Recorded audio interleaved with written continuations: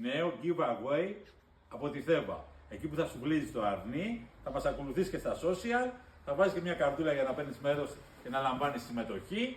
Λοιπόν, το ψαλίδι, γιατί μου λέγανε προσφορές για ψαλίδια. Εμείς δεν κάνουμε προσφορές, το χαρίζουμε. Το μοντέλο της Geotech GTES 2500R. Κλαδευτικό ψαλίδι μπαταρίας. Με 2 μπαταρίες, φορτιστή. Σας ανοίξω λίγο το βαλιτσάκι να το δείτε. Με 2 μπαταρίες, φορτιστή. Το λαδάκι του, την πέτρα για να το λιμάρουμε, όλα μέσα. Λοιπόν, βάζω την μπαταριούλα πάνω να σας το δείξω και λίγο. Λοιπόν, έχει 3 σκάλες ρύθμισης, οι οποίες ρυθμίζουν από εδώ. Η πρώτη που ανοίγει είναι για πολύ ψηλή, όταν έχουμε τίποτα κλίματα, τίποτα λουλούδια στον κήπο και θέλουμε να κλαδέψουμε.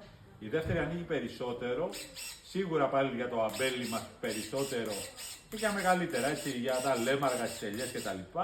Και η τρίτη είναι η μεγαλύτερη, η οποία ανοίγει όταν έχουμε να κλαδέψουμε δέντρα. Έτσι, η όρη συμμετοχής θα είναι γραμμένη από κάτω στο βίντεο.